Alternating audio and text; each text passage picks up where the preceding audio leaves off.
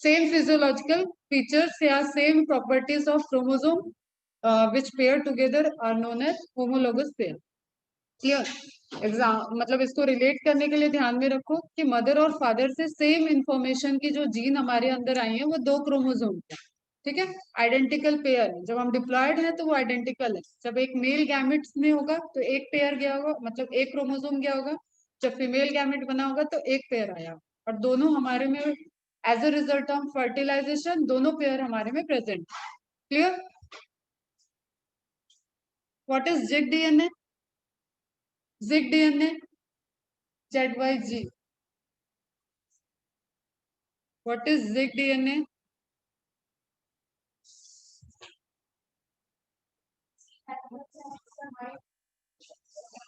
Zig zig zip नहीं, zip नहीं, zig।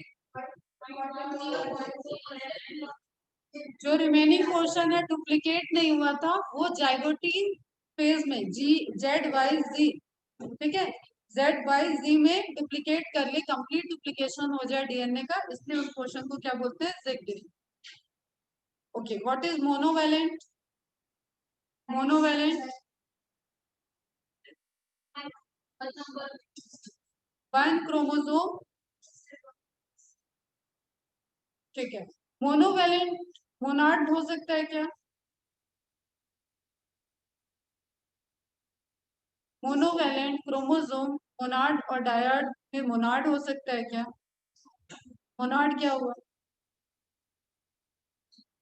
एक आर्म दिख रही है तो मोनाड, क्यों नहीं हो सकता? नहीं तो बहुत तेजी से गर्दन हिला रहा। डायड सिचुएशन मोनाड से डायड हुआ था ना, मोनोवैलेंट हम बोल रहे हैं, मोनाड तो रहेगा ही वो। जब उसके दोनों क्रोमेटिड दिखने रहेंगे तब वो डायड होगा। तो मोनोवैलेंट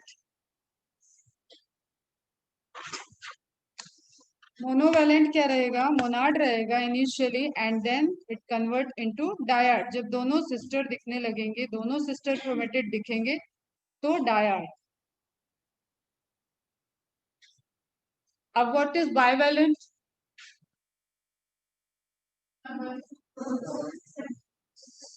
होमोलोगस पेयरिंग जब हुई, नंबर ऑफ क्रोमोसोम 2 हो गए। बाई मीन्स 2, डाई मीन्स 2, ठीक है, 2। अब बाइवैलेंट कंडीशन में क्या क्या सिचुएशन हो सकती है? बाइवैलेंट इंडिविजुअली मोनाड और डायड दोनों हो सकता है, ये सिचुएशन हो सकती है। जब वो मोनाड रहेगा तो वो पूरा दोनों बाइवैलेंट मोनाड मोनाड दिखेगा, उसको आप डायड वर्ड नहीं यूज करो। इंडिविजुअल वो मोनाड कंडीशन है, मतलब वो क्रोमोसोम 1 इस तरीके से है एंड क्रोमोसोम 2 भी इस तरीके से है। इन दोनों को जोड़ के डायड नहीं बोल दोगे, ये अपना इंडिविजुअल मोनाड है इसका एंड ये इसका individual monad. Clear? Now second stage क्या हुआ? मोनाड बिकम डायड, एक क्रोमोसोम हो गया डायड, दूसरा क्रोमोसोम हो गया डायड। क्लियर? तो this is dyad, this is dyad and both of this are tetra. Clear है कॉन्सेप्ट? ठीक है, यहाँ ट्रायड जैसे कोई सीन नहीं है, ट्रायड नहीं है। एक क्रोमोसोम मोनाड और डायड दो तरीके से हो सकता है, तो one chromosome monad and dyad, ठीक है। बाइवेलेंट में सेम केस, या तो वो मोनाड होगा या तो डायड होगा। मोनाड होगा तो इंडिविजुअल दोनों मोनाड मोनाड कंडीशन होगा, और जब दोनों डायड होंगे तो वो बाइवेलेंट टेट्राड हो जाए। क्लियर है? पैकेटिन को देखते हैं अब। पैकेटिन, पैकी वर्ड होता है related to thick thread stage, मतलब जो डीएनए का क्रोमेटिन था वो क्वाइलिंग कर रहा है, कंडेंसेशन कर रहा है, अभी कंटिन्यू कंडेंसेशन और चल रहा है, लेप्टोटिन जाइगोटिन से ज्यादा कंडेंस फॉर्म होता जा रहा है। क्लियर? तो this stage is known as thick thread stage. The chromosome shows further condensation. The longitudinal splitting of chromosome now become visible. Visible हो गया मतलब वो क्या हो गया बेटा? क्रोमोसोम का क्या बन गया है? डायड। ज्यादा क्लोज हो,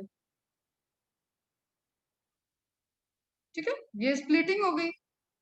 ये आपका ऐसा क्रोमोसोम था, इसके बीच से स्प्लिटिंग हो गई सेंट्रोमियर को छोड़ के, तो वो क्या हो गया आपका? डायड। ठीक है, विजिबल एक्सेप्ट सेंट्रोमियर, सेंट्रोमियर पे स्प्लिटिंग नहीं हुई है, दस bivalent appears as a tetra.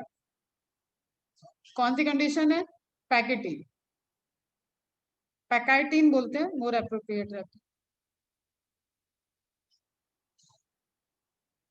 ठीक है, तो टेट्राड कंडीशन। अब नाउ ये जो टेट्राड कंडीशन है इसमें देखो दो है सिस्टर क्रोमेटिड, दो है नॉन सिस्टर क्रोमेटिड। अब एकदम अटेंटिव वे से देखो, समझो इसको।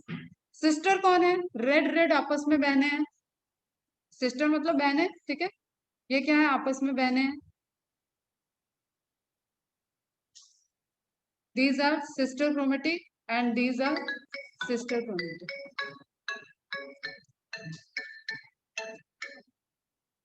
Yes sir, yes sir. Okay, हाँ सर, कोई इशू नहीं, happy journey sir. Okay sir, bye sir. मेरा लेक्चर तो हो जाता है बैक टू बैक, क्या पता कौन जा रहा है। चलो ठीक है, वापस आओ यहाँ पे।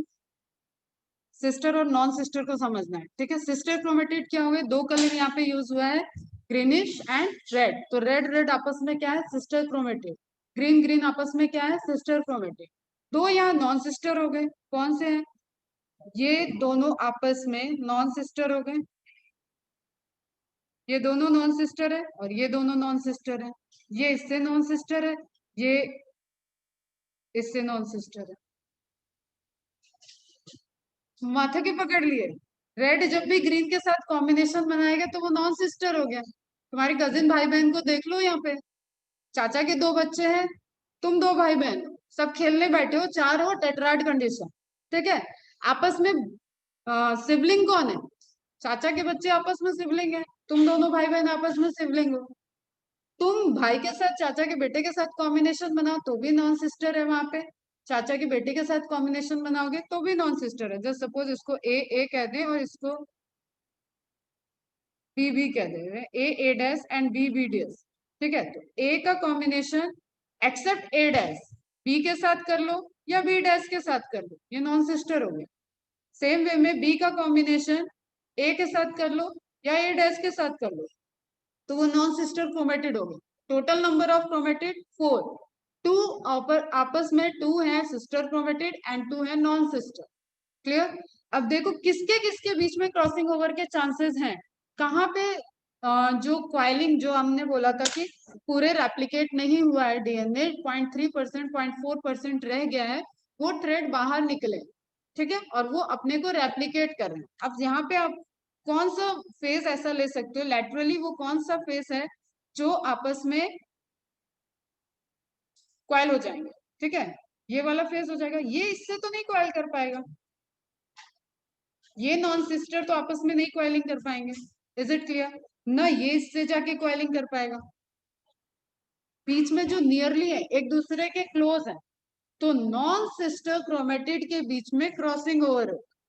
इसका डीएनए जस्ट सपोज, अब देखो ध्यान से, इसका डीएनए और इसका डीएनए, एक दो को तो हमने छोड़ दिया, ठीक है, इस पोर्शन को छोड़ दिया, ये इधर छोड़ दिया, ये छोड़ दिया, इनके तो कोई दूरी है, इतनी डिस्टेंस ज्यादा है, और ये आपस में रिपल्सन शो करते हैं।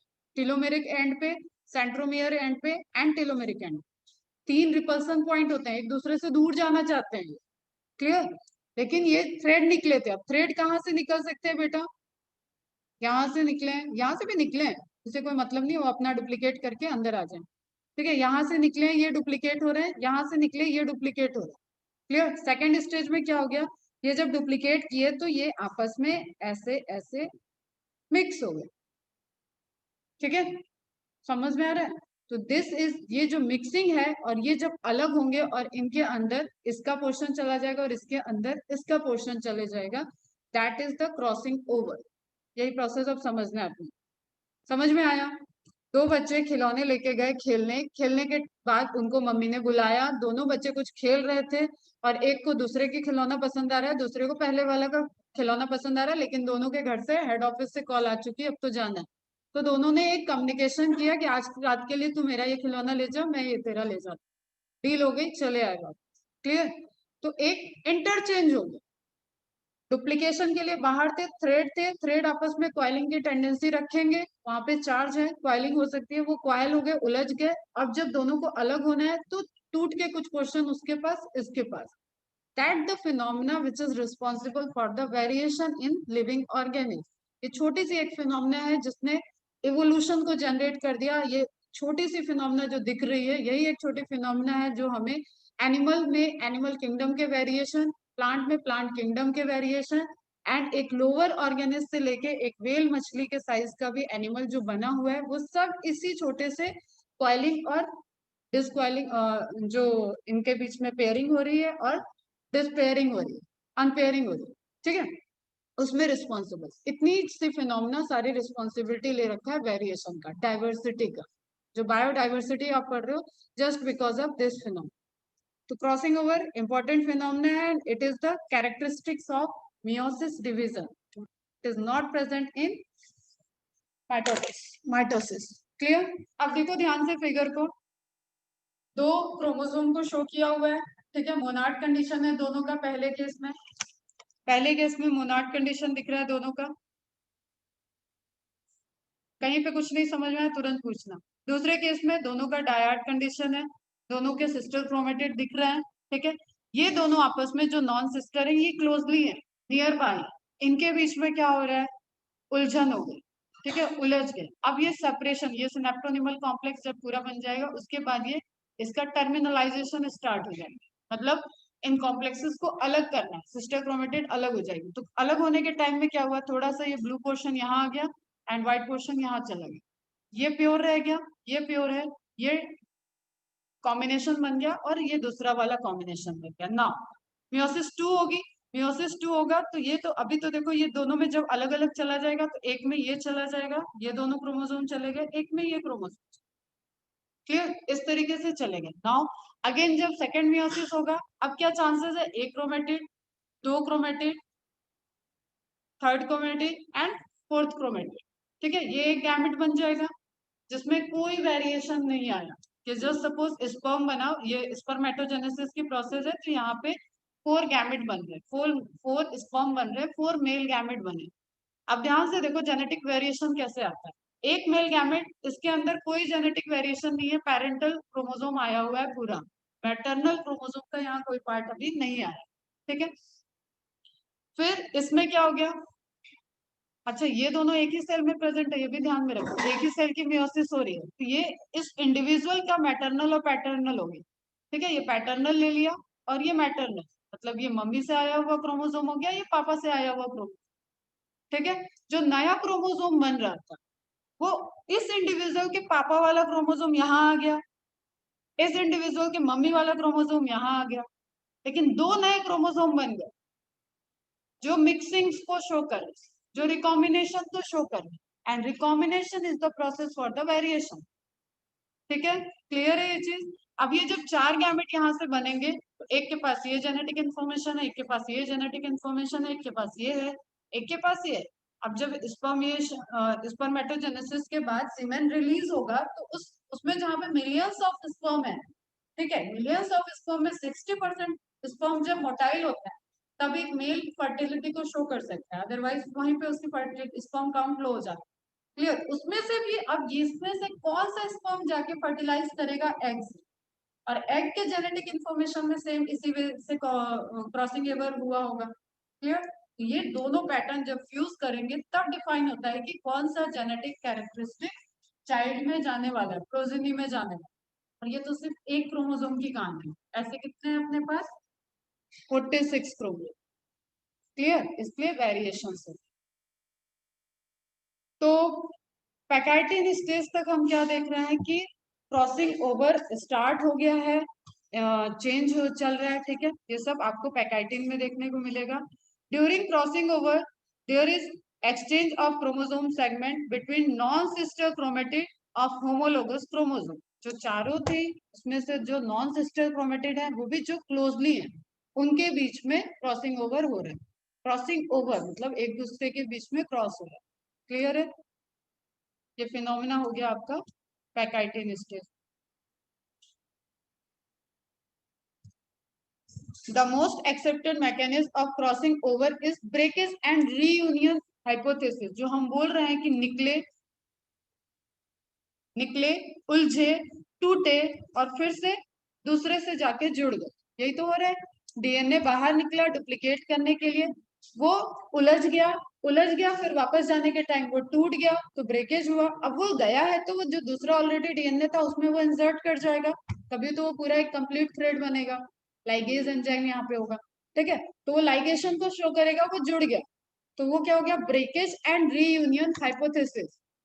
पहले डीएनए डुप्लीकेशन के लिए जो बाहर निकला 0.3 से 0.4%, वो उलझ गया दूसरे नॉन सिस्टर क्रोमेटिड के डीएनए से, और जब उसको दोबारा बुलाया जा रहा है क्रोमोसोम के अंदर कंडेंसेशन के टाइम, तो वो जाने के टाइम थोड़ा टूट गया, इंटरचेंज हो गया, दोनों के बीच में क्रॉसिंग हो गई, और अब वो रीयूनियन कर लिया, जिस तरफ वो चला गया उसके साथ उसने दोस्ती कर ली, उस डीएनए में वो इनकॉर्पोरेट कर लिया, तो ब्रेकेज हुआ, रीयूनियन। क्लियर? और इसको इंड्यूस किसने किया, जो 0.3% आपका अनरेप्लिकेटेड था, अनरेप्लिकेटेड, उसको यहाँ पे भेजा गया, उसको यहाँ पे फ्री किया गया, अनकंडेंस किया गया कि तुम पहले अपने को रेप्लिकेट करो। उसी फिनोमिना में ये सारा ब्रेकेज एंड रियूनियन का फंडामेंटल हो गया। Is it clear? फिर से ध्यान से सुनो, डीएनए है, डीएनए कंडेंस हुआ, क्रोमोसोम में कन्वर्ट हो रहा है, इसी कंडेंसेशन के प्रोसेस में प्रोफेज में पहले लैप्टोटीन बनता है जिसमें थ्रेड लाइक अपीयरेंस है, बहुत ज्यादा अभी कंडेंसेशन नहीं हुआ है, न्यूक्लियर मेम्ब्रेन से अरेंज्ड है। कंडेंसेशन इंडिविजुअली स्टार्ट हो गया, जो छोटे छोटे बीट्स में फॉर्म कर रहा है, जिसको क्रोमोमियर कहते हैं, और प्राइमरी कंस्ट्रक्शन हो रखा है सेंट्रोमियर के साथ। क्लियर? बुके अरेंजमेंट हो गया। उसके बाद जाइगोटीन हुआ, जाइगोटीन में क्या है, इसी डीएनए के थ्रेड में वो पेयर सामने आ रहे हैं, वो कंडेंसेशन सामने आ गए जो सेम प्रॉपर्टी को कैरी किए हुए, वो सामने आ रहे हैं, एक दूसरे के साथ पेयरिंग कर रहे हैं, अभी इक्वेटर पे नहीं आए, एक दूसरे के सामने आ रहे हैं, अकॉर्डिंग टू प्रॉपर्टी उनके बीच में पेयरिंग हो रही है। क्लियर? अब वो पेयरिंग के टाइम में जो उनका 0.3 टू 0.4% था, पैकेटीन आ गया, पैकेटीन में 0.3 टू 0.4% को कहा जाता है तुम डुप्लीकेट, मतलब जाइगोटीन से स्टार्ट हो जाता है, वो बाहर आते हैं, सिनेप्टोनिमल कॉम्प्लेक्स सब जाइगोटीन में बना, पैकेटीन में वो सिनेप्टोनिमल कॉम्प्लेक्स जो बना हुआ है उसको एक्सचेंज ऑफ जेनेटिक मटेरियल हो रहा है, वो डुप्लीकेट करते वक्त उलझ गया तो जब दोबारा वापस जा रहा है तो वो टूट गया फिर जाके जिस तरफ वो गया है उस तरफ के डीएनए में ज्वाइंट हो गया, that is the separation. Crossing over के बाद सेपरेशन हुआ, ठीक है, इसको बोलेंगे टर्मिनलाइजेशन, अभी स्टार्ट हो गया। Is it clear? इसी से हो रहा है वेरिएशन। तो इसको इंड्यूस अगर पूछा जाता है कि which process is responsible for this all, that is remaining portion of unreplicated form of DNA, 0.23%, 4% जो डीएनए अनरेप्लिकेटेड था, इसी ने इस पूरे मैकेनिज्म को करवाया। ठीक है, तो रीयूनियन हाइपोथेसिस, डार्लिंगटन साइंटिस्ट याद रखना, इन्होंने इस हाइपोथेसिस को दिया था, proposed by Darlington. Crossing over occurs randomly, इसका कोई प्लेस ऐसे नहीं डिसाइड होता है कि होमोलोगस पेयर में ये कहाँ पे क्रॉसिंग ओवर होगा, क्योंकि 0.3% कहीं पे भी हो सकता है डीएनए, वो कहीं का भी डीएनए रेप्लिकेट करने के लिए बाहर अभी कंडेंस फॉर्म से बाहर आ जाएगा डिकंडेंस होके, तो उसके वजह से ये टेलोमेरिक एंड पे भी हो सकता है, सेंट्रोमियर के नियर बाय भी हो सकता है, या नीचे भी आर्म में हो सकता है। It brings new recombination of genes, result in variation, and this is very important point बेटा, वेरी वेरी इंपॉर्टेंट, उस पर पूरी दुनिया टिकी हुई है, पूरा वेरिएशन, जो एक दूसरे से भी हम अलग है वो भी, और जो हम एनिमल टू एनिमल वेरी कर रहे हैं वो भी इसी एक फिनोमिना पे डिपेंडेंट। क्लियर? जो क्रोमोसोम का नंबर फिर वेरी करता गया, that is also responsible, induce होता है, पहले ये होगा तभी क्रोमोसोम नंबर चेंज हुए होंगे या कोई मैकेनिज्म होगा। क्लियर? उस वजह से इवोल्यूशन आता है। जैसे अभी ह्यूमन के बाद कोई इवोल्यूशन हुआ नहीं, ये ऐसा फेज है जो चल रहा है, जैसे हम लोग कई कई हजार साल फिर लिखते हैं कि इस बीच में कोई नया इवोल्यूशन नहीं हुआ, कि वैसा वाला फेज चल रहा है, मतलब अभी ह्यूमन से ऊपर का इवोल्यूशन इसमें जो हम लोग प्राइमेटा तक पढ़ रखे हैं, इसके बाद कोई ह्यूमन की सब स्पीसीज को फॉर्म होते हुए नहीं देखा गया। हम लोग लास्ट है होमोसेपियंस सेपियंस, होमोसेपियंस में सेपियंस पूरा ये नाम, तो होमोसेपियंस सेपियंस के बाद कोई इवॉल्विंग स्पीसीज अभी ह्यूमन की रिपोर्टेड नहीं है, लेकिन जिस दिन कोई क्रोमोसोमल चेंज आ जाएगा और धीरे धीरे वो इंड्यूस होगा तो कोई तीसरी इवोल्यूशन पॉइंट ऑफ व्यू से कोई थर्ड आ जाएगा ह्यूमन प्रोसेस, ठीक है, जिसको एलियन वगैरह से रिलेट किया जाता है कि फ्यूचर ह्यूमन कैसे होंगे। तो जो हम लोगों का ये सब अभी डेली रूटीन में चल रहा है ना, हाथ वगैरह कम यूज करना, बैठना ज्यादा होता है अब, तो पैर की साइज, हाथ का वेरिएशन, हेयर फॉल जिस तरीके से हो रहा है, आंखों आंखों का जैसे बहुत यूज कर रहे हैं, टेक्निकल यूज कर रहे हैं, तो आंखें बड़ी बड़ी साइज की हो जाएंगी। ये सब हम इवोल्यूशन में पढ़ाएंगे कि फ्यूचर ह्यूमन की जो प्रिडिक्शन है कि वो कैसा कैसा होगा। तो वो इसी की वजह से जो जिसको हम लोग ज्यादा ट्रेंड कर रहे हैं, जिन जीन को हम ज्यादा ट्रेंड करते हैं, वो जीन एक्टिव होते जाएंगे और उनमें मॉडिफिकेशन होता जाएगा। म्यूटेशन हमेशा हार्मफुल नहीं होते हैं, वेरिएशन के लिए भी म्यूटेशन रिस्पॉन्सिबल है, और जिसको आप इंड्यूस कर रहे हो अपने डेली रूटीन में, वो हजारों साल में, ऐसा नहीं कि आप ही के जन्म में म्यूटेशन हो जाएगा और आप ह्यूमन से कुछ और बन जाएगा, वो फिर नंबर ऑफ ईयर्स के बाद वो एक इवोल्यूशन को शो करेगा। ठीक है, तो it brings new recombination of genes results in variation, crossing over is an enzymatic activity, Stern and Hotta ने इसको दिया, इंपॉर्टेंट स्टेटमेंट है। एंजाइमेटिक एक्टिविटी कैसे हुआ बेटा, इससे, ठीक है, टूटना, टूटने के लिए ब्रेकिंग एंजाइम रिस्पॉन्सिबल है, एंड जोड़ने के लिए लाइगेटिंग एंजाइम रिस्पॉन्सिबल है। रिस्ट्रिक्शन एंजाइम पढ़ाया है, टाइप्स ऑफ एंजाइम में एंडोन्यूक्लियस एंजाइम, जो न्यूक्लियस को कट कर, न्यूक्लिक एसिड को कट कर, तो इस तरीके के एंजाइम कट कराएंगे। वो कैसे उलझा है तो टूटा कैसे, इसको कट करा दो, अदरवाइज वो खींचते जाएंगे। ठीक है, तो यहाँ पे एंजाइम वर्क करेंगे, जो कि उलझे हुए चीज अब सुलझ नहीं सकती तो उसको कट कर दो। ठीक है, इसी को यूज किया जाता है जेनेटिक इंजीनियरिंग में, जिसको बोलते हैं restriction enzymes are the scissors of genetic engineer या रिकॉम्बिनेंट डीएनए टेक्नोलॉजी, ताकि हम जहां डिजायर्ड है उस डीएनए के सीक्वेंस को कट कर रहे हैं और फिर जहां पे जोड़ना है वहां पे जोड़ लिया। जैसे क्राफ्ट वगैरह बनाते हैं ना बचपन में, कि भाई इन दोनों के बीच में अब ये पोर्शन जोड़ना है, तो रेड रेड रेड, या वो बर्थडे में सजाते हैं, ठीक है, रिबन डेकोरेट करते हैं, तो वहां हम क्या कर रहे हैं, लंबे थ्रेड को जोड़ते जा रहे हैं। तो वो क्या हो गया, ज्वाइनिंग इज लाइगेशन, एंड तोड़ दिया, अरे बहुत लंबा हो गया, तोड़ो तोड़ो, कोई आगे इंस्ट्रक्शन दे दिया तो उसको कट कर दिया, that is the cutting. Clear, तो इसमें एंजाइम्स इन्वॉल्व है, एंड जो कैटेगरी ऑफ एंजाइम है that is restriction enzyme and ligation enzyme.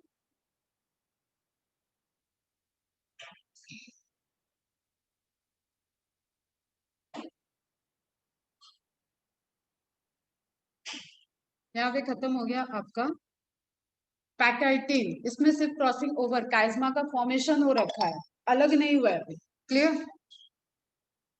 Diplotene में क्या हो रहा है, also called double threaded stage, double thread stage है जो दिख रहा है हमें, डबल थ्रेड, ठीक है, अभी जो सिस्टर क्रोमेटिड वाला फिनोमिना दिख रहा है वही स्टेज है। लॉन्गेस्ट ऑफ ऑल सब फेज, जैसे मैंने ह्यूमन में एग्जांपल दिया, वो भी फीमेल के केस में, बाय बर्थ टू प्यूबर्टी, ठीक है, जब तक अटेंड नहीं कर रही है एक गर्ल तब तक ये जो अरेस्टेड है, माइटोसिस मियोसिस कंप्लीट नहीं होती, वो मियोसिस 1 के प्रोफेज के डिप्लोटीन में अरेस्टेड है। इतनी सी चीज याद रखोगे तो सबसे लॉन्गेस्ट फेज हमेशा ध्यान में रहे। क्लियर, ठीक है, तो डिप्लोटीन लॉन्गेस्ट ऑफ ऑल सब phases, it may takes few hours to several month और years after the crossing over, now non sister chromatid start separating from each other. ठीक है, जो फिनोमिना हमने बता दिया वो अब क्या होगा, डिप्लोटीन में स्टार्ट होगा। क्लियर, सेपरेट होना, इंटरचेंज हो चुका है, उलझे हुए हैं, भयंकर तरीके से अलग नहीं हो रहे हैं, अब अलग करने के लिए हमें कटिंग करानी पड़ेगी, सारे एंजाइम एक्टिव हैं, and that is the terminalisation, उसको प्रोसेस को टर्मिनेट करना। ठीक है, ये जो कॉम्प्लेक्स बना था इन सबको टर्मिनेट करना है। ये कहाँ से स्टार्ट होगा, ये वहां से स्टार्ट होगा, जैसे प्रोसेंट्रिक सेंट्रोमियर की तरफ बना है तो सेंटर से स्टार्ट हो जाएगा, सेंट्रोमियर के पास से स्टार्ट होगा, टर्मिनल होगा तो टीलोमियर के साइड से स्टार्ट हो जाएगा। क्लियर, और उसके बाद ये ऐसे ऐसे करते हुए, जैसे जस्ट सपोज ये दोनों सटे हुए हैं, मैंने बोला टर्मिनलाइजेशन स्टार्ट करना है, तो ऊपर से अभी जुड़ा है जुड़ा है जुड़ा है, ऐसे ऐसे खुलते खुलते खुलते खुलते दोनों अलग हो।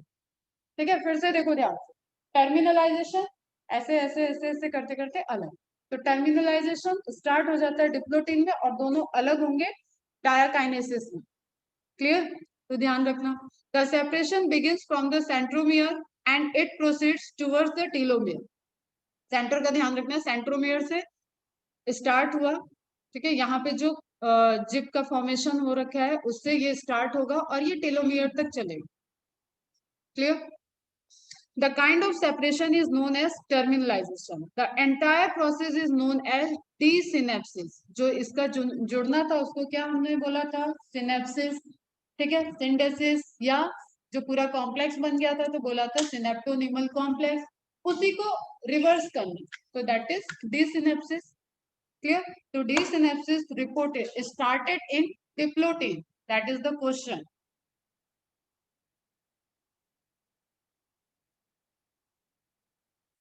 डीसिनेप्सिस की प्रोसेस स्टार्ट होती है डिप्लोटिन में, एंड होती है डायाकाइनेसिस में.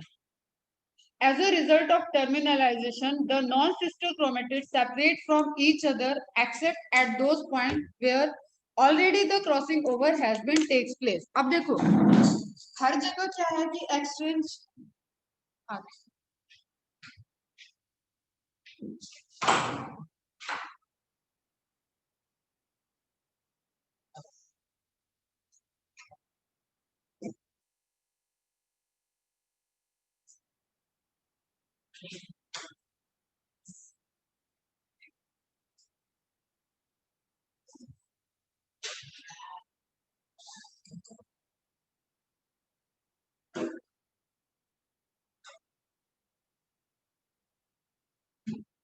देखो भी ध्यान से कि जब बच्चे खिलौने लेके गए थे खेलने तब उसके पास बहुत सारे खिलौने थे, वो सबको वापस लेके आना था, ठीक है, कोई एक छोड़ के आया. वो एग्जाम्पल मैंने क्या दिया कि एक खिलौने एक्सचेंज हो गए या दो खिलौने छोड़ के आए, बाकी जो अपने पास लेके आया ना, तो सिनेप्टोनिमल कॉम्प्लेक्स जब बना था तब उसने क्या कर रखा था, वो खेलने वाला टाइम था, सारी चीजें दे रखी थी, ठीक है.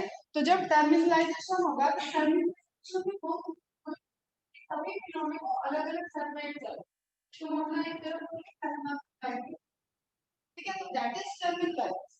तो स्टार्ट जब होगा तो जो अलग अलग हो सकते हैं तो अलग होते हैं, एक्सेप्ट वो पॉइंट जहां पे प्लाज्मेटा का फॉर्मेशन हुआ है, जहां क्रॉसिंग हो गया तो ज्यादा हो जाए, ठीक है. और इसका टर्मिनलाइजेशन पहले बीच में भी हो जाएगा जो हमें वापस जा सके, वो स्टेज जो आपस में ऐसे क्वाइलिंग है लेकिन क्रॉसिंग ओवर नहीं हुआ है, वो सेपरेट है, सेपरेट हो जाए, ठीक है. तो टर्मिनलाइजेशन इनिशियली non-sister chromatid में separate from each other except at those point where already the crossing over has been taken place. वो खिलौना जो छोड़ के जाना है उसको छोड़ के बाकी सारी जगह पे टर्मिनलाइजेशन हो जाएगा. Is it clear? ये पॉइंट समझ में आया? ठीक है. अब ये पॉइंट जो होगा देखो पहले इनिशियली, अभी समझना क्रॉसिंग ओवर वाला इमेज कंफ्यूज मत करना, वो अभी चल ही रहा है, पहले इमेज दिया था लेकिन वो प्रोसेस अभी चल रही है. अब ये समझो, एकदम ध्यान से इधर देखो, नहीं तो हम भी फटाफट पढ़ा के अभी कंप्लीट कर देंगे. ये यहां से निकला है, फिर बात कर रहे हो, मतलब बोलने पे भी कोई फर्क नहीं पड़ता है. तुम लोग कैसे हो यार, इतने में तो मैं बगल में बैठी होती मार देती. मेरे पढ़ने के टाइम में अगर मेरे को कोई डिस्टर्ब करता ना, मैं एज स्टूडेंट होती मैं मार देती, चाहे मैं प्रिंसिपल के पास चली जाती. एक बार बोलती, दो बार बोलती, तीसरे बार में फायर ही हो जाए. पढ़ाओगे क्या फिर मुझे बैठा? तो बगल वाले की रिस्पॉन्सिबिलिटी है, जो भी बोल रहा है उसको एक थप्पड़ दे दो. एक तो रिकॉर्डिंग होता है, ऊपर से ये सब भी रिकॉर्ड करवा देते हैं. कोई सुने तो कहे कि पता नहीं क्या है. देखो अभी ध्यान से, यहाँ पे क्या हो रहा है, ये है सिनेप्टोनिमल कॉम्प्लेक्स, एक तरफ से ग्रीन स्ट्रैंड, दूसरी तरफ से ब्लू स्ट्रैंड. अब ये दोनों जब सेपरेट हो रहे थे फिर शुरू हो गए.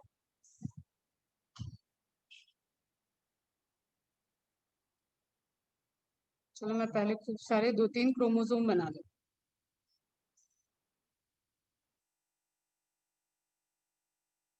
ठीक है बेटा.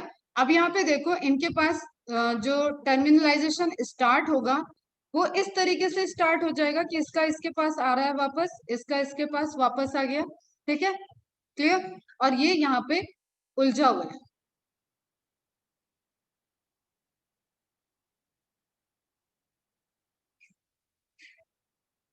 ये यहाँ पे उलझे हुए हैं, ठीक है. अब देखो ये जब अलग हो रहे बेटा, तो ये इस तरीके का तो नहीं, ये इस तरीके का स्ट्रक्चर बन जाएगा। ये यहाँ से जुड़े हुए हैं, तो इनको बहुत क्लोजली अगर हम देखें तो ये इस तरीके से एक पॉइंट पे जुड़े रहेंगे, ठीक है। और उसके बाद ये इसका सेंट्रोमियर, और ये पूरा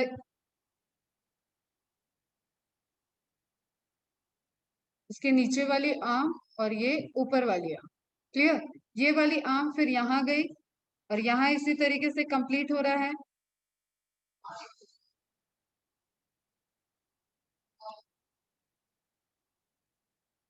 ये इसके सेंट्रोमियर से अटैच दूसरी वाली आर्म, ठीक है। तो ये जो पोर्शन है, ये जो इसमें अटैच रह गया बीच में, that is the chiasmata. X shape का ये बन जाएगा, क्योंकि यहाँ पे अटैच्ड है अभी, ऊपर खुल गया नीचे खुल गया है। तो वो पोर्शन रह गया टर्मिनलाइजेशन में, जहां पे एक्सचेंज ऑफ मटेरियल, जहां पे क्रॉसिंग ओवर हो रखा था, ठीक है। तो एक क्वेश्चन आता है, crossing over is result of chiasmata, और chiasmata is result of crossing over. This structure is chiasmata. समझना क्वेश्चन हम क्या पूछ रहे हैं। कायस्मेटा ये एक्स एक्स शेप का स्ट्रक्चर हो गया, ध्यान से सुनो। एक्स शेप स्ट्रक्चर हो गया, जो कि फॉर्म कर रखा है एकदम हाई क्वाइलिंग की, एक्सचेंज ऑफ मटेरियल की वजह से। अभी एक्सचेंज मतलब सेपरेट नहीं हुआ है, तो एक्सचेंज ऑफ मटेरियल की वजह से वो एक दूसरे से जुड़ रखे हैं। तो crossing over is result of chiasmata, और chiasmata is result of crossing over. पहले कौन सा प्रोसेस हुआ? Crossing over. पहले क्रॉसिंग ओवर हुई है, उसकी वजह से ये स्ट्रक्चर बन गया। सिनेप्टोनिमल कॉम्प्लेक्स टर्मिनलाइजेशन कर रहे थे, लेकिन कायस्मेटा हमें कब दिखा? जिस जगह पे क्रॉसिंग ओवर रह गई थी, वहां पे वो ज्वाइंट हो रखा है। तो that is chiasmata formation as a resultant of crossing over. ध्यान रखना, इस चीज को लिख लेना स्टेटमेंट को। Now point where already the crossing over has been takes place. These contact points are X-shaped and are known as chiasmata. किस stage में फॉर्मेशन ऑफ chiasmata रिपोर्टेड हुआ? डिप्लोटीन में, ठीक है। सिनेप्टोनिमल कॉम्प्लेक्स कहाँ बना? जाइगोटीन में, ठीक है। सिनेप्टोनिमल कॉम्प्लेक्स में मिस मतलब एकदम सॉलिड क्वाइलिंग कब होते लगी, क्रॉसिंग ओवर स्टार्ट कब हो गया था? पैकाइटिन में। क्लियर। अब ये टर्मिनलाइजेशन इज द रिजल्ट, जब अलग अलग होंगे तब वो जेनेटिक मटेरियल इंटरचेंज हो, जो कि डायाकाइनेसिस में होगा। They were first time reported by Jansen.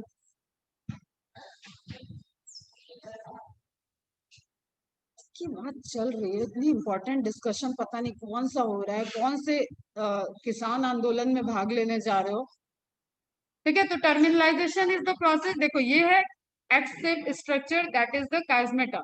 ये स्ट्रक्चर देखो ध्यान से, क्लियर। ये किसके बीच में बना? सिस्टर क्रोमेटिड या non sister chromatid? Very good. तो टर्मिनलाइजेशन अभी कंप्लीट नहीं हुआ है। Terminalization results in the formation of chiasmata, and this chiasmata is the result of crossing over between the non-sister chromatid. Is it clear? आगे बढ़े।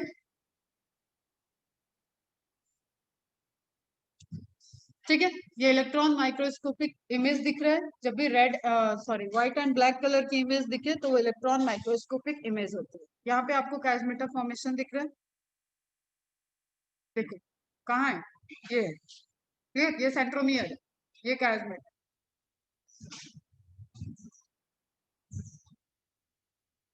ये क्या है?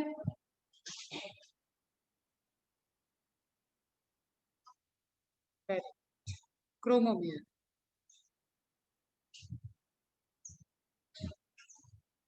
अब कायस्मेटा से आते हैं क्वेश्चन, थोड़ा सा चीज ध्यान से सुनो। If chiasmata are present at the end of chromosome, chiasmata is known as terminal, ठीक है।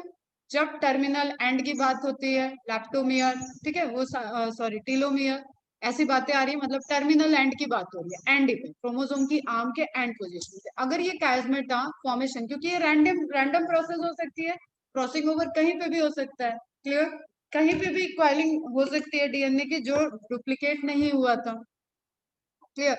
अब terminal chiasmata, the case in which the chiasmata formation takes place at the terminal position of chromosome. Is it clear? छोटी सी बात है। If they are present in the middle of chromosome, intercalary, meristematic zone में भी अभी हमने पढ़ाया नहीं है तुम लोगों को, लेकिन जब उस दिन मेरिस्टेम बता रहे थे हम, तब मैंने टर्म यूज किया था इंटर कैलोरी मेरिस्टेम, मतलब दो के बीच में, इंटर कैलोरी। ठीक है, तो इंटर कैलोरी क्या हो गया आपका, दो के बीच में, मतलब आर्म के कहीं बीच में। Is it clear? टर्मिनल भी नहीं है, सेंट्रोमियर के नियर बाय भी नहीं है, कहीं बीच में, तो that is intercalary. If they are present in the middle of chromosome, intercalary कैजमेटा।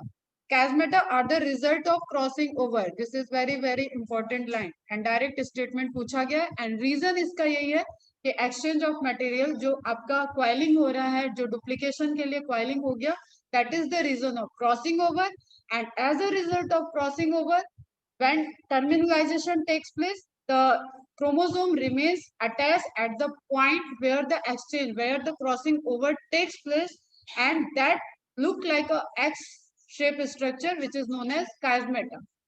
ठीक है, तो डुप्लीकेशन, डुप्लीकेशन से क्रॉसिंग ओवर, क्रॉसिंग ओवर से chiasmata, तो तीन चीज फ्लो चार्ट में लिख लोगे तो इसका सीक्वेंस याद रहेगा।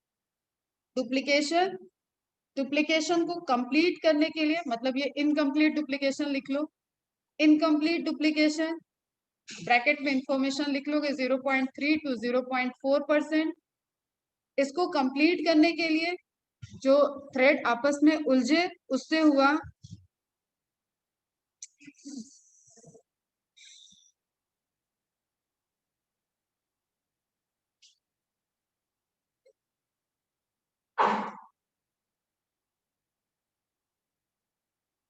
ठीक है, ये थ्रेड कंप्लीट करते वक्त जो उलझे उससे हुआ crossing over,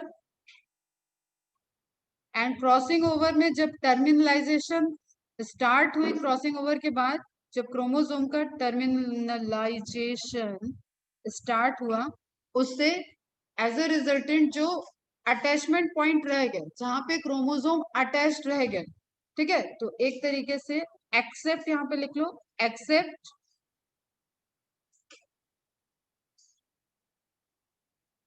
accept crossing over point, ठीक है, एक्सेप्ट क्रॉसिंग ओवर पॉइंट, बाकी सब आपका टर्मिनलाइजेशन हो गया, द फॉर्मेशन इज कायस्मेटा। अब यहीं पे आप फ्लो चार्ट जब बना रहे हो तो आपका स्टार मार्क में नोट्स होना चाहिए, this occur between the non sister chromatid,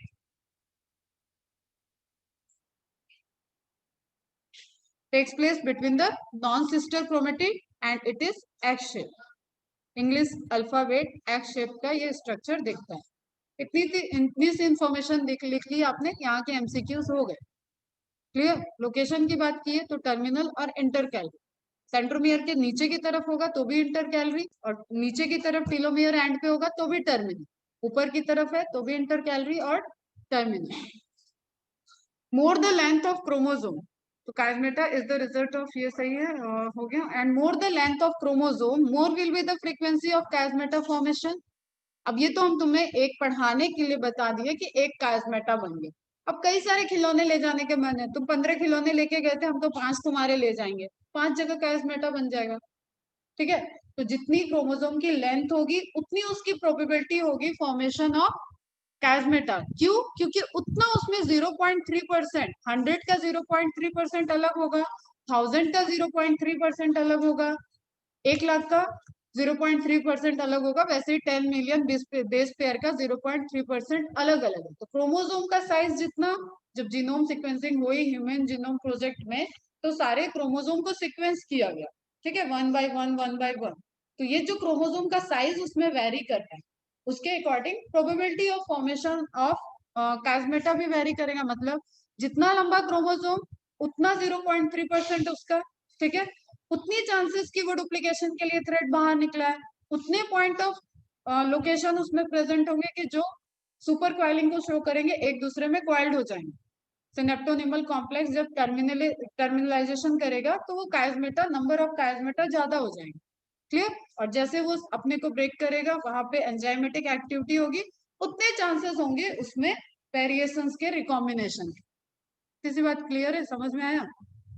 तो length of chromosome, number of chromosome इसके लिए डिपेंडेंट नहीं है, इसके लिए dependent, it is dependent on the length of chromosome.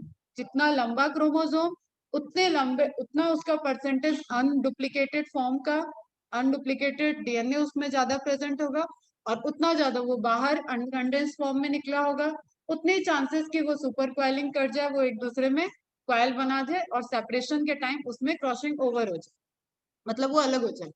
Is it clear? ठीक है। More the length of chromosome, more will be the frequency of chiasmata formation. The telocentric chromosome forms more number of chiasmata. अब देखो बेटा, मैंने बोला repulsion point होता है, ठीक है। अब एक लिख लो, थोड़ा सा एक फिगर बना लोगे अभी ऐसे, दो क्रोमोसोम है। अब यहाँ डायट टेट्राड वगैरह की बात नहीं करे, जब जो पॉइंट हम बता रहे हैं उस चीज में फोकस किया। रिपल्सन पॉइंट कहाँ है?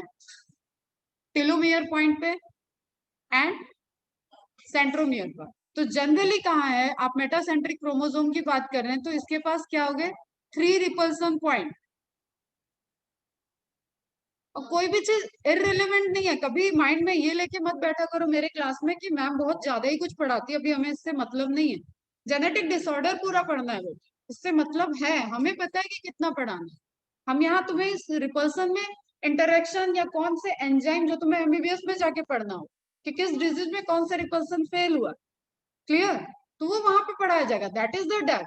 ये बेसिक है, तो हम पढ़ा रहे हैं, इसका मतलब रिक्वायरमेंट है इसकी, इस फंडामेंटल को समझने की जरूरत है। तो कभी भी ये माइंड में मत लाना कि मैम बहुत ज्यादा पढ़ा रही है, हम तो एनसीईआरटी में इतना ही दिया, एनसीईआरटी बेस्ड सब बोलते हैं यूट्यूब पे 90% क्वेश्चन एनसीईआरटी से आ रहे हैं, तो इसकी जरूरत कहाँ आ रही है? तो एनसीईआरटी दिमाग में घुसेगी कैसे, कैसे रहेंगे ये 38 चैप्टर दिमाग में, उसके लिए इसकी जरूरत है। ठीक है, तो एकदम अटेंटिव होके, एक क्रोमोसोम के पास 3 रिपल्सन पॉइंट है। किस क्रोमोसोम के पास? जब हम मेटासेंट्रिक की बात कर रहे हैं।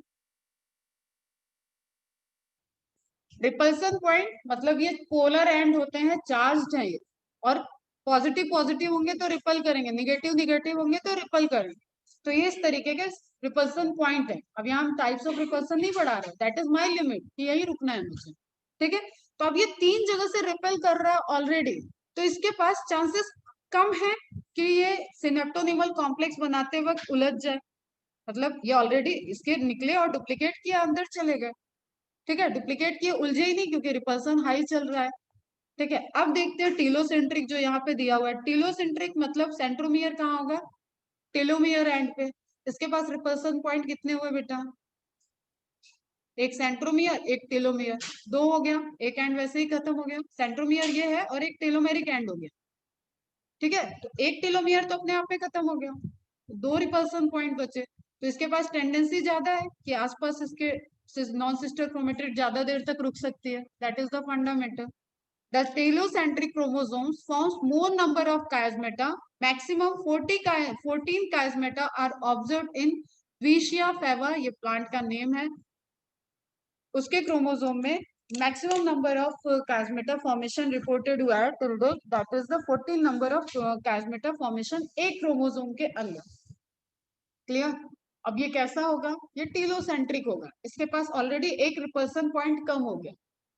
ठीक है, दो रिपल्सन पॉइंट है non sister chromatid compare to 3 repulsion point, ज्यादा देर तक एक दूसरे के सामने रह सकते हैं, ज्यादा सामने रहेंगे तो वो ज्यादा आपस में इंटरेक्शन करके क्वाइलिंग कर जाएंगे, और सेपरेट टर्मिनलाइजेशन के टाइम वो कई जगह पे कैजमेटा को फॉर्म कर देंगे। Is it clear? ठीक है, बहुत इंपॉर्टेंट क्वेश्चन है बेटा, और इसी पे जेनेटिक्स टिकी हुई। अभी लिंकेज की तो बात ही नहीं कर रहे, लिंकेज की डायरेक्ट बात करेंगे अपन जेनेटिक्स में कि कितनी लिंकेज फ्रीक्वेंसी होती है, कैसे एक दूसरे से क्रोमोसोम के पॉइंट लिंक कर। तो डायाकाइनेसिस लास्ट स्टेज आ गया किसका? सिर्फ अभी प्रोफेज 1 पे है, मियोसिस पूरी बाकी है। ठीक है, the diplotene stage slowly changes into diakinesis. In this in this phase terminalization is completed. Completed मतलब क्या हो गया बेटा? वो जो काइस्मेटा बना था वो भी सेपरेट हो गया। सिंपल सी कहानी है। जाइगो लैप्टोटिन से स्टार्ट किए, क्रोमेटिन का कंडेंसेशन स्टार्ट हुआ लेकिन एनवेलप को पकड़े हुआ था, एनवेलप छोड़ा, जाइगोटिन में होमोलोगस अपने आमने सामने पेयरिंग करना स्टार्ट कर दिए। ठीक है, और जाइगोटिन में उनकी डुप्लीकेशन के लिए वो थ्रेड बाहर अनकंडेंस्ड होके आ गए, अब वो डुप्लीकेट हो रहे हैं। डुप्लीकेट करते करते उनमें अपनी इंटरनल पैरानेमिक क्वेलिंग भी चल रही है, और वो नॉन सिस्टर क्रोमेटिड जो होमोलोगस आ गए वो भी आपस में खेलने लगे, जुड़ने लगे। क्लियर? तो पूरा एक सिनेप्टोनिमल कॉम्प्लेक्स बना देंगे, जिप लाइक का अरेंजमेंट। ठीक है, जाइगोटिन के स्टेज अलग अलग है, वो ध्यान में रखिए। फिर पैकाइटिन, पैकाइटिन में क्या हुआ, एक्सचेंज ऑफ मटेरियल स्टार्ट हो चुका है। ठीक है, सिनेप्टोनिमल कॉम्प्लेक्स में कुछ ऐसी जगह है जो कि एक दूसरे से उलझ रहे हैं। ठीक, अब जब हम सेपरेशन स्टार्ट करेंगे, टर्मिनलाइजेशन जो कि डिप्लोटीन में स्टार्ट हुआ, तो टर्मिनलाइजेशन हर उस जगह हो जाएगी जहां पे एक्सेस कॉइलिंग नहीं हुई है, जहां पे काइस्मेटा का फॉर्मेशन नहीं हुआ है। तो एज ए रिजल्ट हमें काइस्मेटा दिखेगा। ठीक है, काइस्मेटा क्यों हुआ, क्योंकि उस जगह पे क्रॉसिंग ओवर हो गई थी। अब टर्मिनलाइजेशन कंप्लीट कहाँ हुई, डायाकाइनेसिस में, जिसमें क्या हुआ, पूरा का पूरा आपका वो पोर्शन, अब ये ब्रेकेज है। ठीक है, ब्रेकेज एंड रीयूनियन की जो बात आई, दैट इज द ब्रेकेज। यहाँ पे डीएनए टूटेगा, ब्रेक होगा, जो उलझे थे वो टूट गए। अरे इतना ज्यादा उलझ गया है कि हम अलग अलग हो ही नहीं सकते ये थ्रेड, तो इनको बीच से कट कर दो भाई। अब ये इधर बेस पेयरिंग करके फिट हो जाएगा, ये इधर बेस पेयरिंग करके फिट हो जाएगा। यही तो चाहिए। कोई उसमें 5 प्राइम एंड होगा, उसमें 3 प्राइम एंड होगा, वो नियर बाई फॉस्फोडाइस्टर बॉन्ड और हाइड्रोजन बॉन्ड बना के जाके पेयर कर जाएगा। सिंगल स्टैंड था तो उधर नाइट्रोजनस बेस भी फ्री है जो हाइड्रोजन बॉन्ड बना सकते हैं। इधर तुम्हारा वो फॉस्फोडाइस्टर बॉन्ड के लिए 3 प्राइम एंड और 5 प्राइम एंड भी फ्री होगा, तो वो जाके बीच में कहीं जाके फिट हो जाएगा। ऑलरेडी जो वहां पे लार्जर डीएनए मॉलिक्यूल है, एक छोटा सा फ्रेगमेंट आके उसमें एंटर कर, and that fragment is responsible for the variation. Now let prophase और इनिशियल प्रोमेटाफेज वाला फंक्शन आपको यहाँ पे दिखेगा, दैट इज सिम्टम्स दिखेंगे, that is the nuclear membrane and nucleolus disappear. ये सब अभी तक प्रेजेंट है। ठीक है बेटा, कोई confusion? The formation of nuclear spindle, अब हमें पता है लेट प्रोफेज, मेटाफेज, प्रोमेटाफेज, वहां पे एक ट्रांजिशन फेज पूरा चल रहा है। देखो ये सेपरेशन हो चुका है, मतलब पूरा टर्मिनलाइजेशन हो गया है यहाँ। ठीक है, इधर देखो ग्रीन वाले का पोर्शन आ गया, इधर रेड वाले का पोर्शन आ चुका है, तो दैट इज कंप्लीट टर्मिनलाइजेशन। अब ये कहीं इसमें कास्मेटा रिपोर्टेड नहीं है, कास्मेटा टूट चुका है। Clear? The formation of nuclear spindle apparatus begins with the disappearance of nuclear membrane। अब पैरेलली वहां पे आप जो मेटाफेज के स्टेजेस पढ़ रखे थे वही चीज यहाँ पे चल रहा है।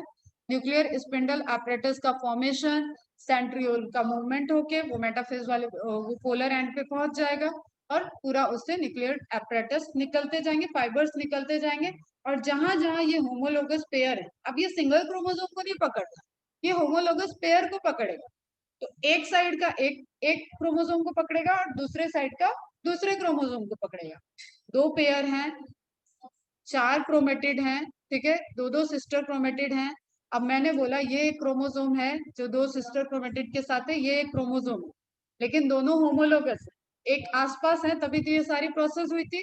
तो दो साइड से इसमें फाइबर आ रहे हैं, जस्ट सपोज इसके लिए आया तो इधर से आया सेंट्रियोल के साइड से, इधर से आया और इसको जोड़ लिया, अब इसको ले जाएगा इक्वेटर। इसी तरीके से इधर से आएगा, वो इसके काइनेटोकोर से जोड़ दिया और ये इसको ले जाएगा सेंट्रोबियल। क्लियर है? The formation of nuclear spindle apparatus begins with the disappearance of nuclear membrane. This is the end of prophase, late prophase and starting of metaphase. Prometaphase starts.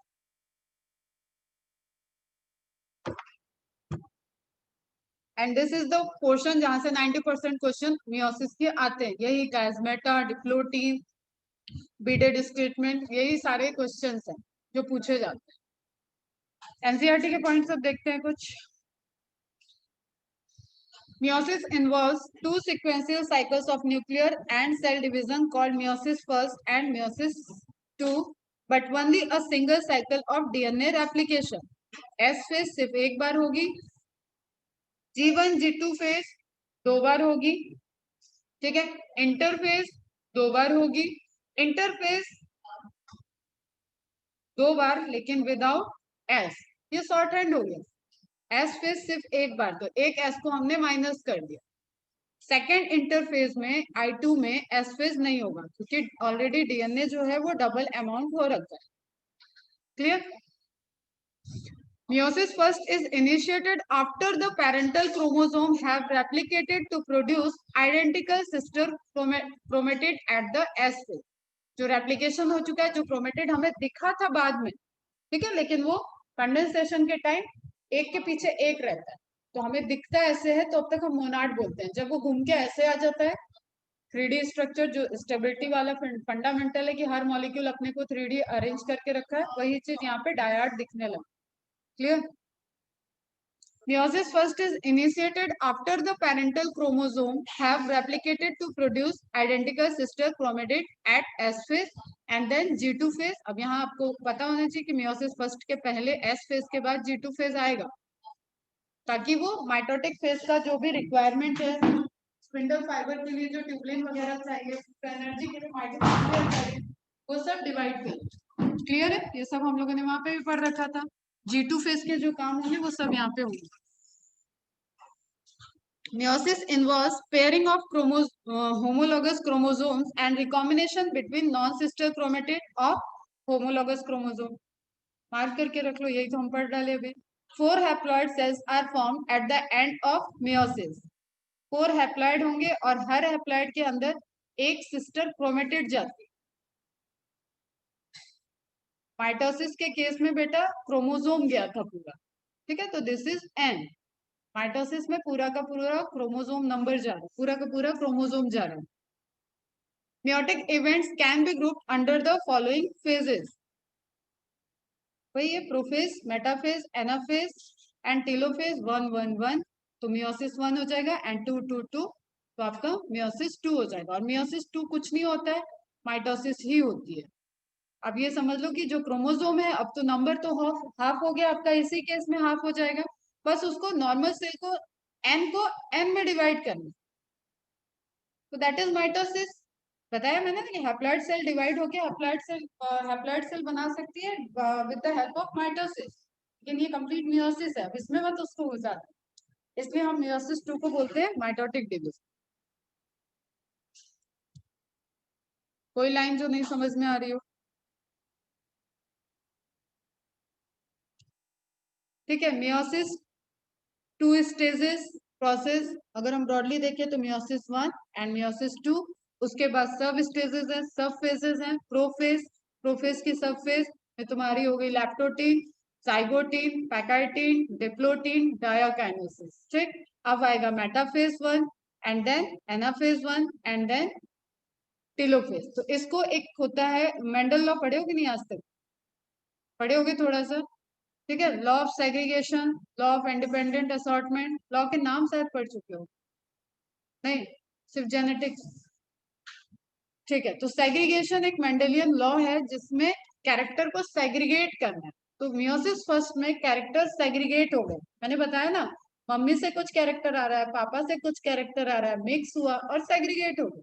मतलब हमारे तो हर सेल में प्रेजेंट है ना, लेकिन जब वो गैमेट बन रहा है तो वो कैरेक्टर सेग्रीगेट हो गए। एक क्रोमोसोम प्योर था, दूसरा क्रोमोसोम प्योर था, बीच में 2 आपके मिक्स थे, तो दैट इज सेग्रीगेशन। चारों अलग अलग कैरेक्टर को लेके जा रहा, और सब तो होमोलॉगस से थे ना। सिस्टर क्रोमेटिड मतलब वो उसका डुप्लीकेट, इधर सिस्टर क्रोमेटिड उसका डुप्लीकेट, और ये होमोलॉगस पेयर, तो ये कैरेक्टर का सेग्रीगेशन, दैट इज मियोसिस 1।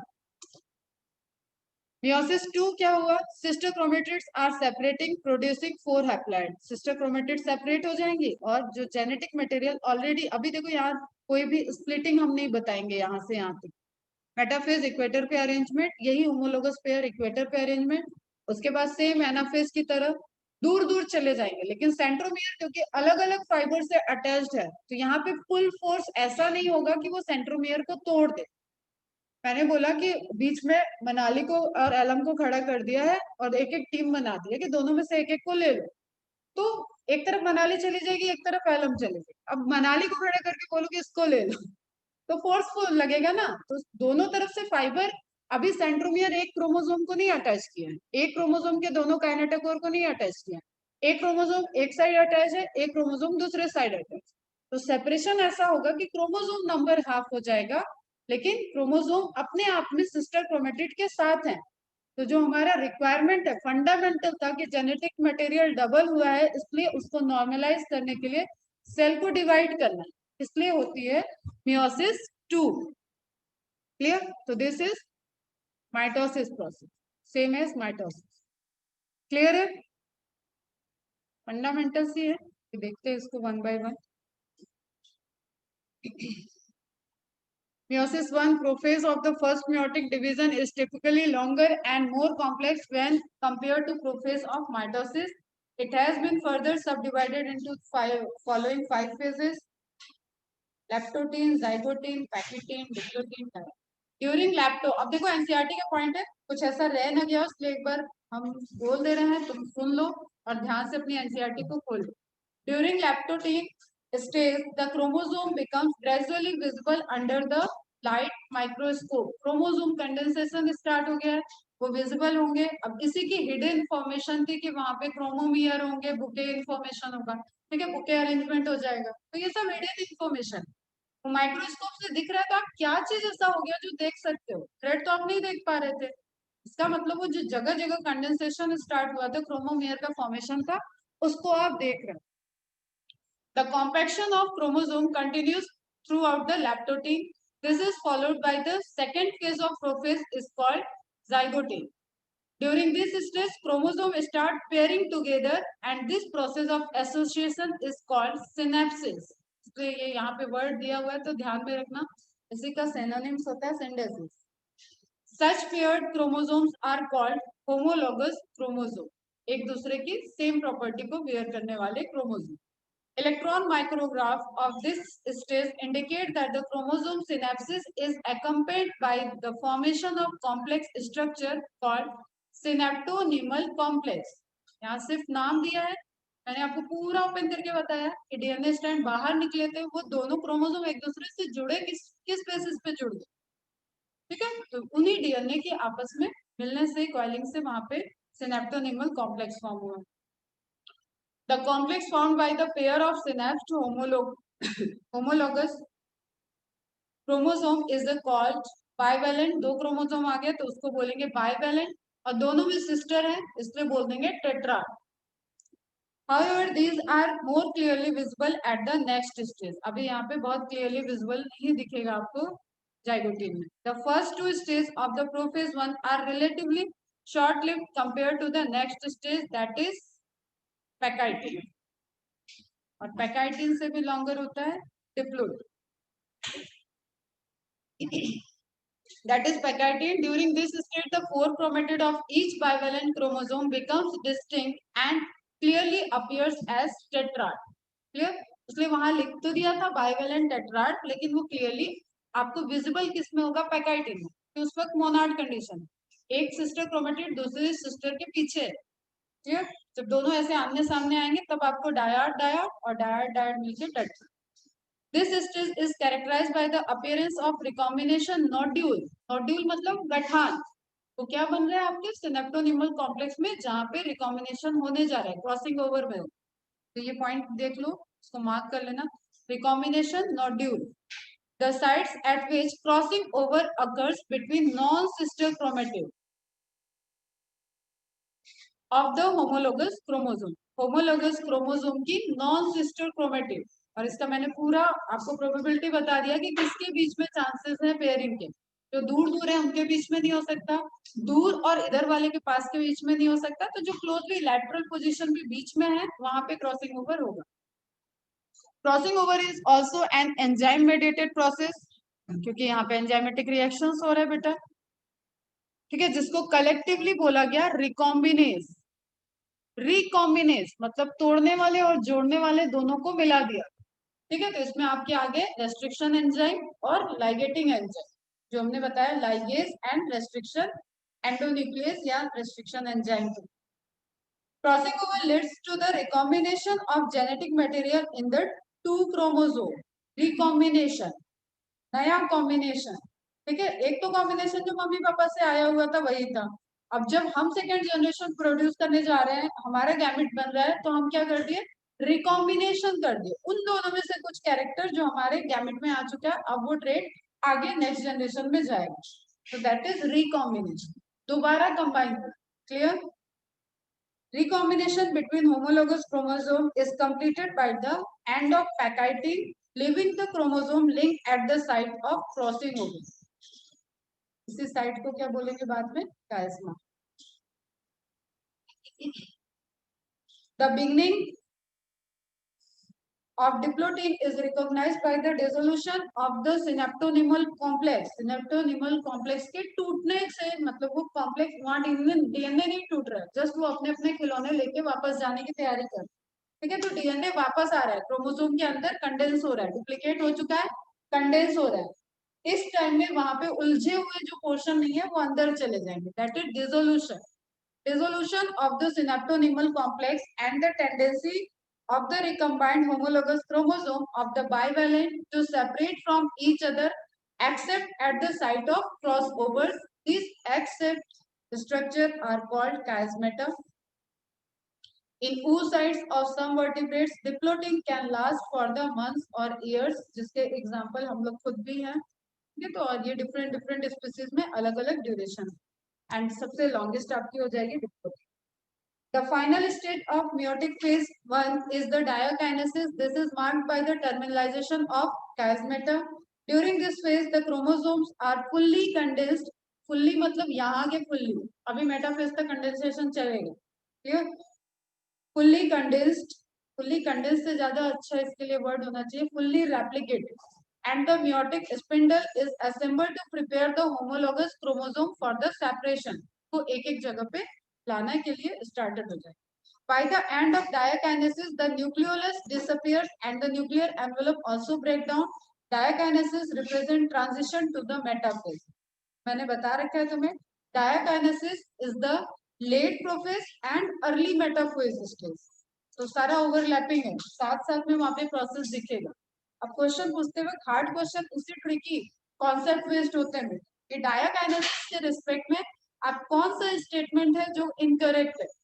तो यहाँ मेटाफेज का कोई सिम्टम्स दे सकता है, nuclear membrane starting to disappear, spindle fibre starting to arrange the chromosome on equator. तो ये सारे आपको लगे कि ये तो मेटाफेज के हैं, आप गलत कराओ, ठीक है. That is the transition phase, यहाँ पे स्टार्टिंग हो जाती है मेटाफेज 1. अब इसके बाद क्या होगा बेटा, इंटरफेज आएगा, सॉरी इसके बाद क्या आ जाएगा आपका, मेटाफेज 1 आएगा. मेटाफेज 1 में क्या होना है, अब यहाँ से आपको बहुत ज्यादा एनसीईआरटी के बाहर ज्यादा जाने की जरूरत नहीं है, सिंपल प्रोसेस है. Bivalent chromosome align on the equatorial plate. The microtubules from the opposite poles of the spindle attached to the kinetochore of the homologous chromosome. दोनों क्रोमोसोम के अपने अपने साइड, एक क्रोमोसोम में दो काइनेटोकोर की प्लेट है, लेकिन जो इस साइड को फेस करेगा वो यहाँ के क्रोमोसोम को बाइंड कर लिया, ठीक है, और जो इस साइड को फेस किया वो यहाँ के क्रोमोसोम को बाइंड कर. क्लियर. लेकिन एक साइड के दोनों क्रोमोसोम नहीं बाइंड हुए, इसलिए स्प्लिटिंग नहीं होती है. ये ध्यान में रखने वाले पॉइंट है, कॉन्सेप्ट बेस पे भी, और डिफरेंस भी यही है.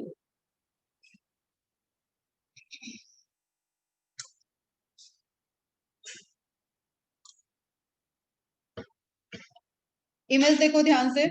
इमेज में डिफरेंसेस क्या है माइटोटिक में, एकदम ध्यान से अटेंटिव होकर सुनना. माइटोटिक में अगर हम इक्वेटर प्लेट बनाते तो वो यहां से चला जाता, दो क्रोमोसोम इक्वेटर प्लेट पे अरेंज होते, मतलब एक क्रोमोसोम दो क्रोमोसोम. अब अगर हम इसको ऐसे बोले, एक सेल के अंदर 46 क्रोमोसोम, तो 1 by 1 1 ऐसे होगा, ठीक है. तो जब हम दो क्रोमोसोम बोले मतलब ये 1 2, ठीक है, ये नहीं कि होमोलोगस पेयर की बात करते हैं, तो ध्यान रखना थोड़ा सा.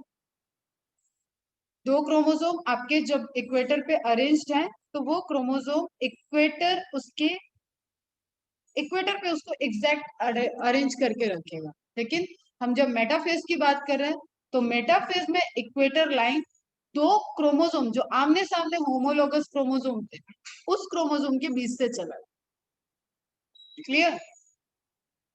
तो होमोलोगस पेयर के बीच से इक्वेटर की लाइन जा रही है, बीच से चलेगी मतलब एक क्रोमोसोम का पेयर इधर है, एक क्रोमोसोम का पेयर इधर है.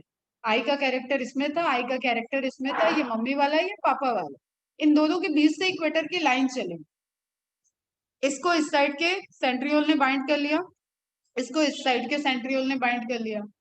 क्लियर. मेटाफेज खत्म, कुछ नहीं है यहाँ पे. इक्वेटर पे क्रोमोसोम अरेंज्ड है, होमोलोगस क्रोमोसोम अरेंज्ड है, और इक्वेटर मेन वो ब्रॉडर लाइन जो इक्वेटर की होती है वो दोनों क्रोमोसोम के बीच से चली जाती है। क्लियर? सबसे ब्रॉडर पोजीशन के नियर बाई दोनों साइड में, जैसे जस्ट सपोज ये अगर पोजीशन है, ये हमारा इक्वेटर है, ये ब्रॉडेस्ट पोर्शन को इक्वेटर बोलते हैं। तो होमोलोगस पेयर कहाँ अरेंज होंगे बेटा? एक इधर, एक इधर, एक इधर, एक इधर, इक्विडिस्टेंस पे अरेंज हो जाएंगे। क्लियर? और इसको इस साइड का सेंट्रियोल बाइंड कर लेगा, इसको इस साइड का सेंट्रियोल बाइंड कर लेगा, और दोनों का एक काइनेटो प्लेट फ्री है।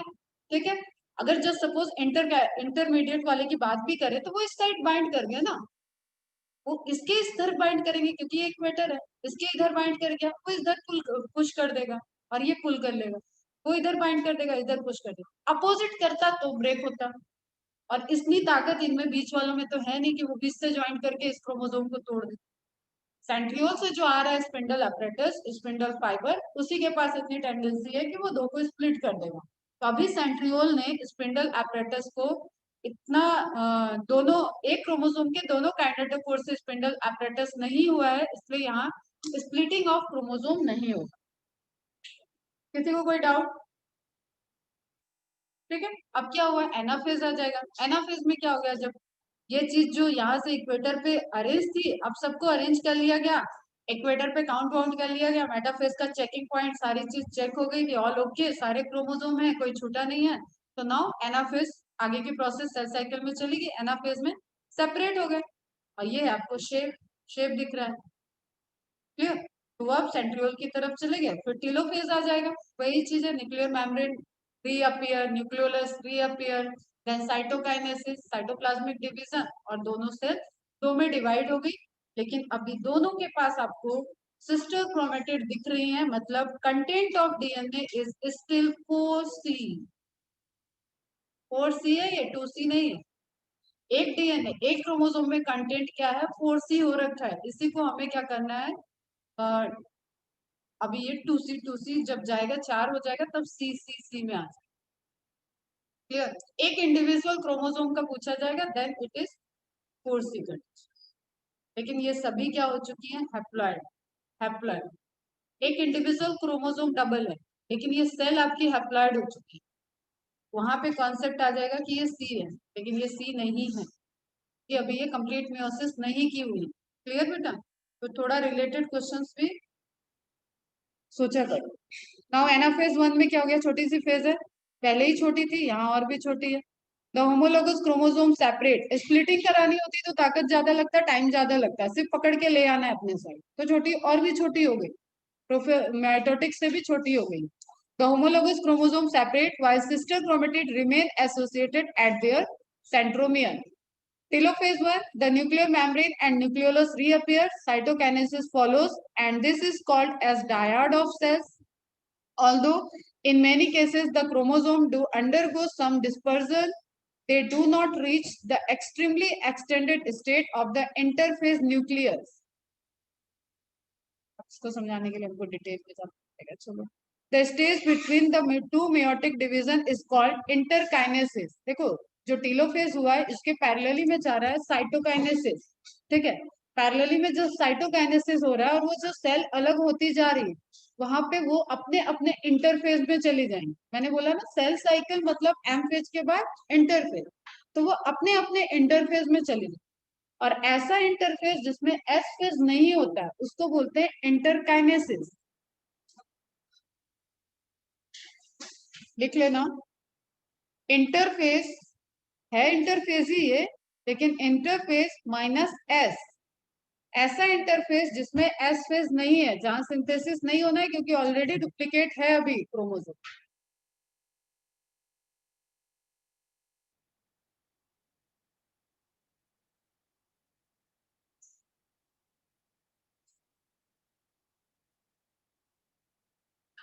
Interkinesis is followed by prophase 2, much simpler prophase than prophase 1, क्योंकि अब वहां पे कोई लैक्टोटीन जाइगोटीन की रिक्वायरमेंट नहीं। तो ये जो पैराग्राफ है ना आपका, ये आपको ले गया साइटोकाइनेसिस और इंटरफेज में, और हेडिंग डाल रखा है टीलोफेज फर्स्ट। थोड़ी सी जो गलतियां होती हैं उसको ध्यान से एकदम समझ लिया। Telophase first is the karyokinesis, karyokinesis खत्म, साइटोकाइनेसिस पैरेलली स्टार्ट हो गया, और इंटरफेज के लिए साइटोकाइनेसिस के बाद ही सेल जाएगी, डिवाइड कर जाएगी तभी जाएगी। एंड ये कोई इंटरफेज है जहाँ पे एस फेज नहीं होगा तो उसको बोलेंगे इंटरकाइनेसिस। थोड़ा सा हम कल इसका एक्स्ट्रा बता देंगे। यहाँ तक क्लियर है? अब इसके बाद क्या आ जाएगा, प्रोफेज 1, सॉरी प्रोफेज 2, फिर मेटाफेज 2, एनाफेज 2, और ये कंटिन्यू डिवीजन आपका टेलोफेज में जाके पूरा सेपरेट कर जाएगा। तो कल थोड़ा सा इसको देख के ये चैप्टर कंप्लीट हो जाएगा। और ये कुछ भी नहीं है, तुम खुद भी समझ जाओगे, इसमें सारे वही फंडामेंटल्स होंगे, सब वही स्टेप होंगे जो माइटोसिस में मैंने पढ़ा है। कोई डाउट है यहाँ पे? किसी को काइस्मेटा में problem, different stages of prophase में प्रॉब्लम? अब इसको न्यूमिक से याद करने की जरूरत ही नहीं है कि जरा ला जरा पानी दे दे, मेरे को तो न्यूमिक भी याद करना, ठीक है?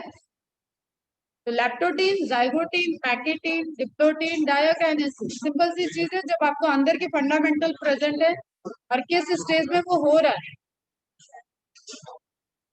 शांत हो रहा हो थोड़ा, अभी हम बोल ही रहे हैं ना।